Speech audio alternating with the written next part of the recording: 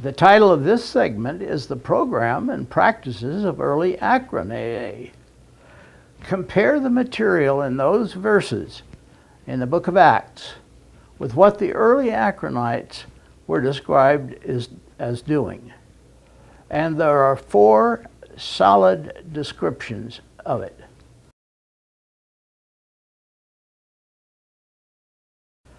Now, often people will phone me and say, we're forming a study group. What should we study? Actually, if people pull out the Bible and pull out the AA conference approved literature that I'm about to mention, they can study that. It's no big deal to study several verses from Acts and find out what the first century Christians were doing. And it's no big deal to study the 4 proofs that I'm going to mention and find out what the Akron people were doing. The point is, AA didn't know that and maybe still don't.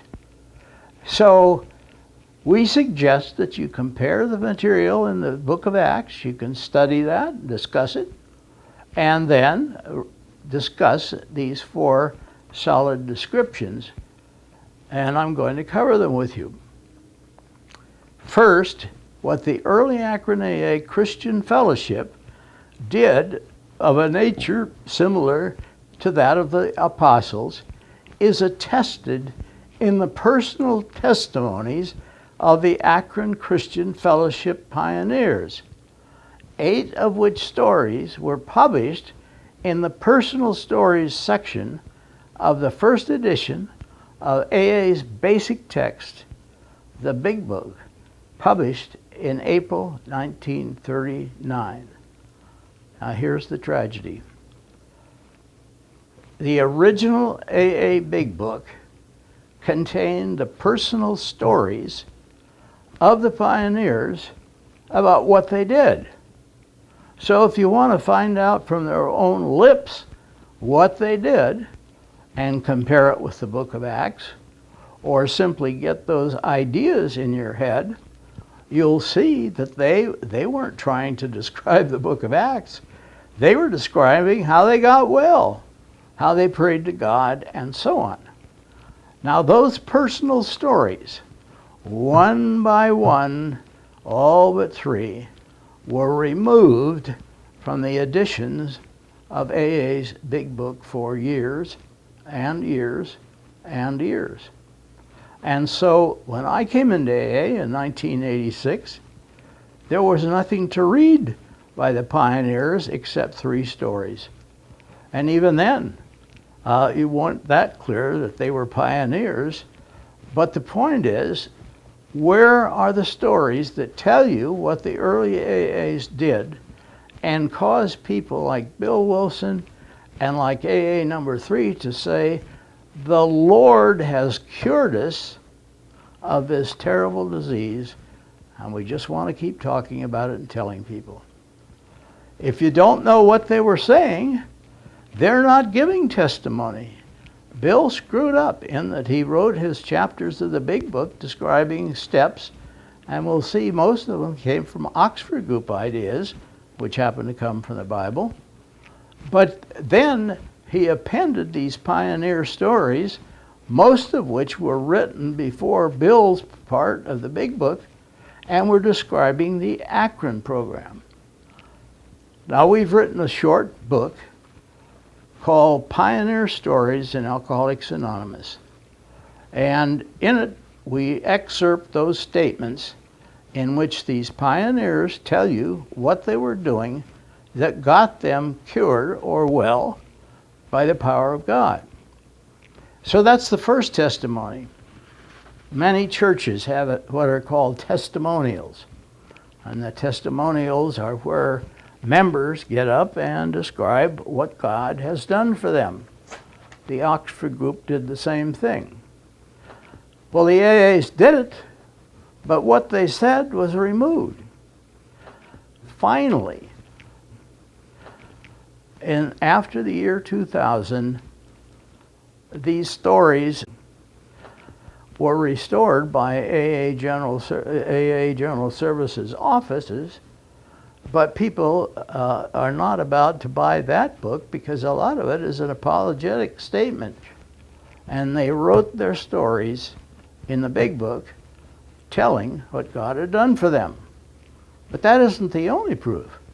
Years later, there was an attestation by a 7-point summary of their program as of late February 1938, reported by Rockefeller agent Frank Amos and published in Dr. Bob and the Good Old Timers at page 131. So in conference-approved literature, the actual program of the Akronites, which was said to resemble first-century Christian fellowship, is laid out specifically and simply on page 131 of conference-approved literature, Dr. Bob and the Good Old Timers, at page 131, and Ken will read those 7 points. As my dad mentioned, following his visit to Akron in February 1938, Frank Amos, John D. Rockefeller Jr.'s agent, summarized the original Akron AA program in 7 points. Here are those points as quoted on page 131 of the AA General Service Conference-approved book, Dr. Bob and the Good Old Timers. And on page 131 they are numbered, 1 through 7. Number 1, an alcoholic must realize that he is an alcoholic, incurable from a medical viewpoint, and that he must never drink anything with alcohol in it. 2, he must surrender himself absolutely to God, realizing that in himself there is no hope. 3, not only must he want to stop drinking permanently, he must remove from his life other sins such as hatred, adultery, and others which frequently accompany alcoholism. Unless he will do this absolutely, Smith and his associates refuse to work with him. 4, he must have devotions every morning, a quiet time of prayer and some reading from the Bible and other religious literature. Unless this is faithfully followed, there is grave danger of backsliding. 5, he must be willing to help other alcoholics get straightened out. This throws up a protective barrier and strengthens his own willpower and convictions. 6, it is important, but not vital, that he meet frequently with other reformed alcoholics and form both a social and a religious comradeship. 7, important but not vital that he attend some religious service at least once weekly. And now I'll turn it back to my dad. If I had the opportunity to simply redo over and over and over and over again in AA meetings around the United States, this segment that Ken and I are discussing would be it. Because we're continually saying, you can read conference-approved literature, that's stuff that's published today by AA, and an AA which has Christians, Roman Catholics, Jews, Protestants, Muslims, unbelievers, atheists, just about any variety of person who's a drunk in it. And those people would hear this, and here's what wouldn't happen. One of my sponsees, a young lady who had 5 years of sobriety, went to my Sunday night home meeting in Maui, and she came down to the meeting, and she was the speaker, and she told what God had done for her. And she said, this is what they did in early Akron AA. So after she walked past somebody, he said, that's baloney. They left Akron behind in 1935. And she came to me in tears and she said, "What do you do when somebody does that?" And I said, "You read them pamphlet P53, where Dr. Bob said we believe the answers to our problem were in the good book." And we read the book of James, Jesus' Sermon on the Mount, and 1 Corinthians 13. So the next time we go to that meeting, you read it to that old buzzard and see what he says. So she did. And he didn't say a word. And I haven't seen him in AA since. And he had about 9 years of sobriety. He couldn't take the facts that Dr. Bob was telling at a major AA conference not long before he died. So we're at the part which put AA on the map. There wouldn't be any AA if it hadn't been a success between 1935 and the spring of 1939. And what I'm describing to you through Ken and the Big Book and so forth is the things that they did, which resembled what the apostles did in the first century. And I'm giving you 4 illustrations, eyewitness accounts. And the first one is the personal testimonies of some 18 personal stories published in the first edition of the Big Book and removed. And you can see those stories today. AA has suddenly, after all this time, come out with an anniversary edition of the first edition of the Big Book. So years and years and years later, AAs will be able to buy from their own organization the first edition of the Big Book. But you know something? When you're in AA in California, I don't know about Maui, I don't know that I've heard it, they say don't read the stories in the back of the Big Book. The program of recovery is in the first 164 pages. And so many of the people that I hung out with in Marin County when I was new would tear out all the personal stories in the back of their Big Book. So they're not going to know this, whether they're tearing out first edition or fourth edition stories. But that's the first proof. The personal stories of the pioneers telling what they did and what God had accomplished for them in their lives. And they mention reading the Bible and reading the Runner's Bible in the upper room and so forth. The second thing is that Bill Wilson went back east to the Rockefellers and he wanted money. And the Rockefellers were not so stupid as to dish out the money without finding out what it was that Wilson was talking about.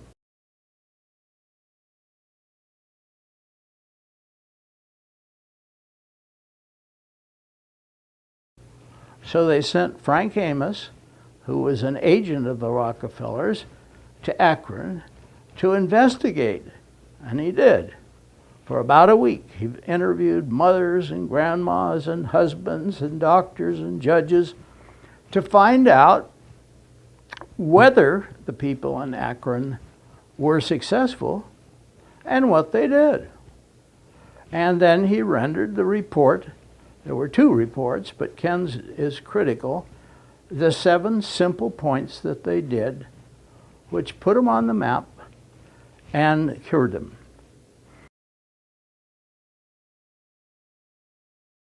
But there's more. This fact is attested by the following published remarks of Frank Amos in 1938, found on pages 135 to 36 of AA Conference Approved Dr. Bob and the Good Old Timers. And Frank Amos wrote, of the 110 members then in the program, 70 were in the Akron-Cleveland area. In many respects, their meetings have taken on the form of the meetings described in the Gospels of the early Christians during the first century. That's why we read you those segments from the book of Acts. But there's more. When the alcoholics gathered in the quarters of the Rockefellers in New York. There were several Rockefellers there, and old John D. was sick, so he didn't attend. And his son Nelson, who may or may not then have been the governor of New York, didn't attend then, but both men said the same thing later. And the voice that spoke for them was Mr. Albert Scott, chairman of the trustees for Riverside Church in New York. And he made the following comments after hearing the accounts of the AA founding group. And he described, as explained in page 148 of Alcoholics Anonymous Comes of Age, an excellent history, conference approved. And here's what he said after he heard the account. Why, this is first century Christianity. Now, he was chairman of the trustees for the Riverside Church in New York. And then, still more to the point, he added, what can we do to help? That's it.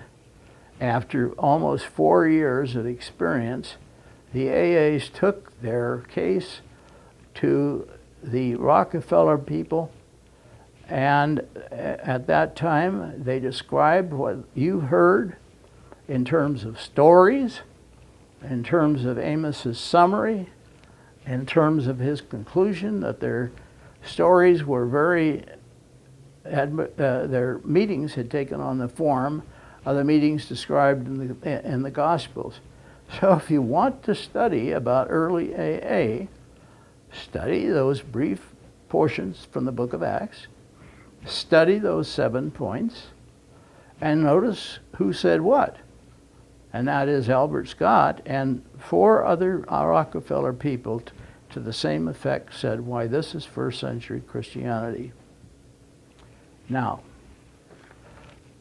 I'm going to cover with you briefly, but I said the part that we just covered is critical. When we talk about old school AA, we're talking about what those pioneers said, what Frank Amos reported, the fact that their meetings took on the form of the Gospels of the early Christians in the first century, and that no less a person than the chairman of the trustees of the Riverside Church said, why, this is first century Christianity.